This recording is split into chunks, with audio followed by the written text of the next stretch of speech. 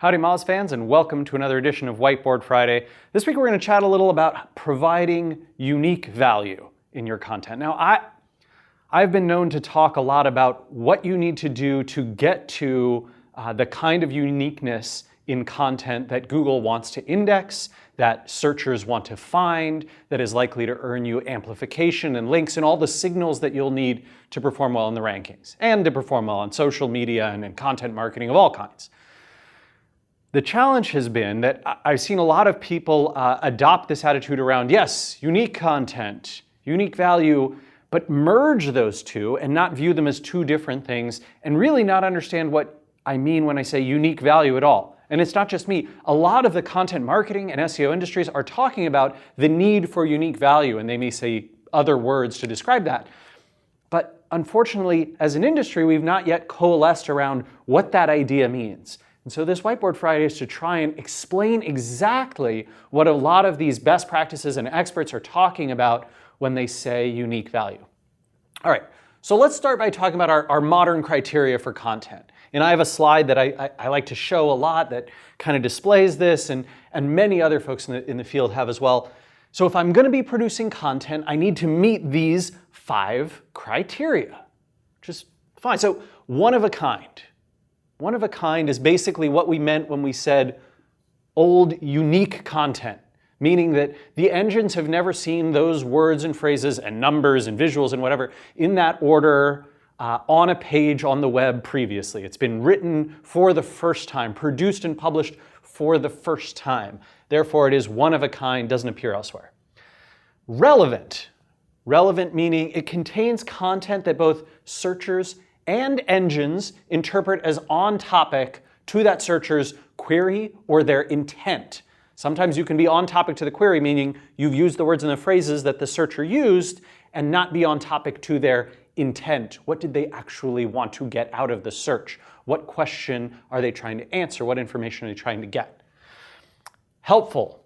This one's pretty obvious. You should resolve the searcher's query in a useful, efficient manner. That should be a page that does the job that they are hoping that content is going to do.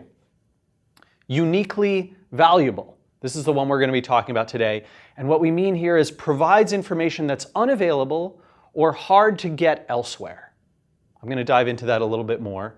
And great user experience, meaning it's easy and pleasurable to consume anywhere on any device. You meet these criteria with your content and you've really got something when it comes to a content marketing strategy or when it comes to content you're producing for SEO. This is a pretty solid checklist that I think you can rely on. The challenge is this one.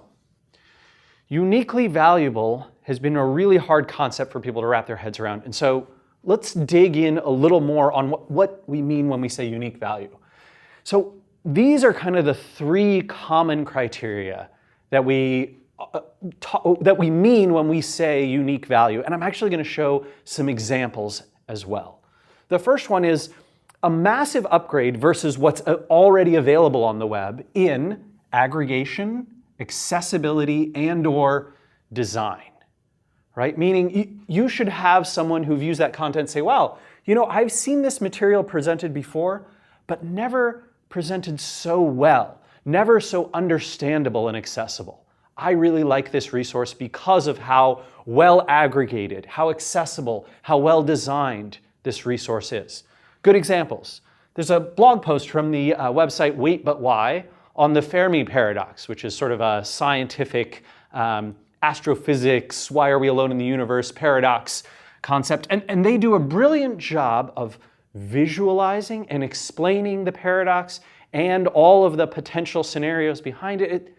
It's so much fun to read. It's so enjoyable. I've read about the Fermi Paradox many times and never been as entranced as I was as when I read this piece from Wait But Why. It really was that experience as, wow, I've seen this before, but never like this. And another great site that does pure aggregation, but they provide incredible value, is actually a search engine, a visual search engine that I love called nice.co. It's NIICE.co, not particularly easy to spell, But you do searches for things like letterpress or for emotional ideas like anger, and you just find phenomenal visual content. It's an aggregation of a bunch of different websites that show design and visual content in a search interface that's accessible, that shows all the images in there, and you can scroll through them, and it's very nicely collected. It's aggregated in the best way I've ever seen that information aggregated, therefore providing unique value. Unfortunately, since it's a search engine, it's not actually going to be indexed by Google, but still tremendously good content marketing. Number 2 is information that's available nowhere else.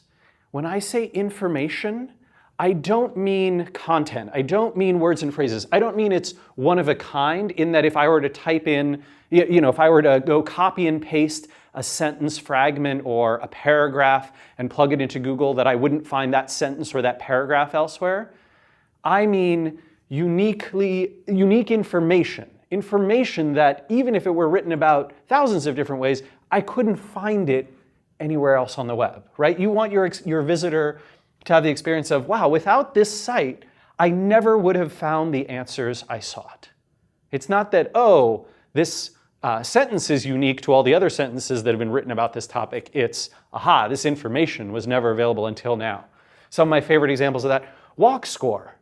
WalkScore is a site that took data that was out there and they basically put it together into a scoring function. So they said, hey, in this Ocean Beach neighborhood in San Diego, there are this many bars and restaurants, grocery stores, banks, pharmacies, the walkability of that neighborhood, therefore based on the businesses and on the sidewalks and on the traffic and all these other things, the walk score out of 100 is therefore 74. I don't know what it actually is, but then you can compare and contrast that to, say, the Hillcrest neighborhood in San Diego, where the walk score is 88 because it has a far greater density of all those things that people who are looking for walkability of neighborhoods are seeking. And if you're moving somewhere or you're considering staying somewhere downtown, right, like in an area to visit for vacation, this is amazing.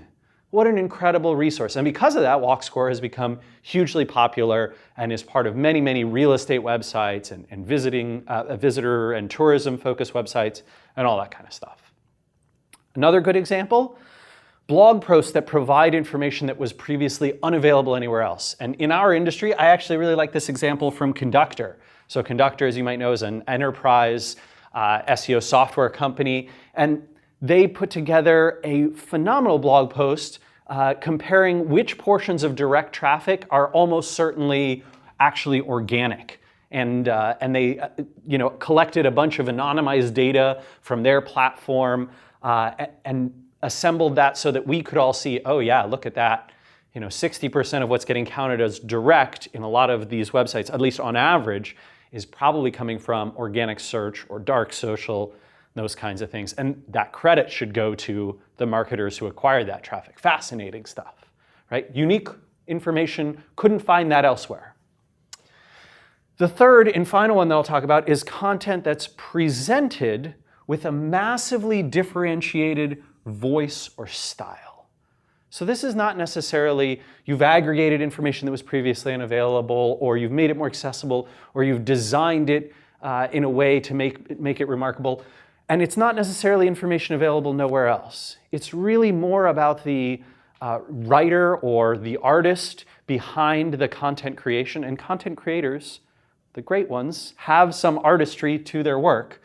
And you're trying to create in your visitors this impression of like, I've seen stuff about this before, but never in a way that emotionally resonated with me like this does. Right? Think about the experience that you have of reading a phenomenal book about a topic versus just reading the Wikipedia entry. The information might be the same, but there's miles of difference in the artistry behind it and the emotional resonance it can create.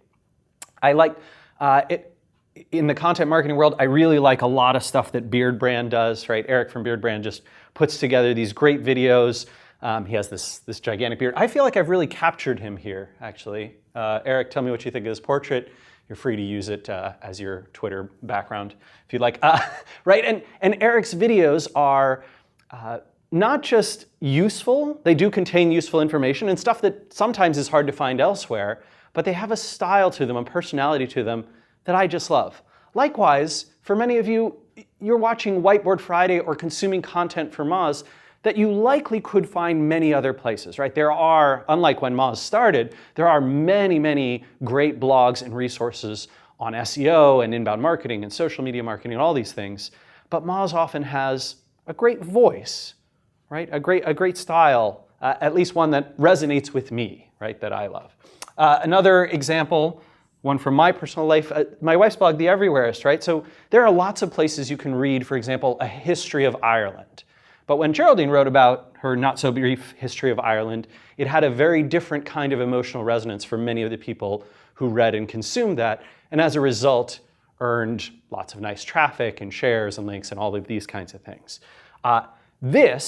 One of these three, is what you're aiming for with uniquely valuable. And there are likely some others that fit in to these or maybe that cross over between them.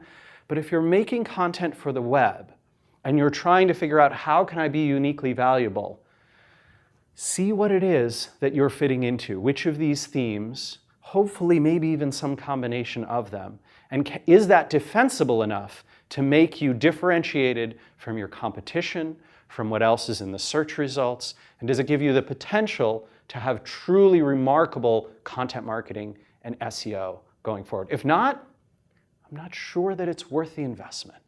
Content, there's no prize in content for hitting publish. No prize for hitting publish. The only prize comes when you produce something that meets these criteria and thus achieves the reach and the marketing goals that you're seeking.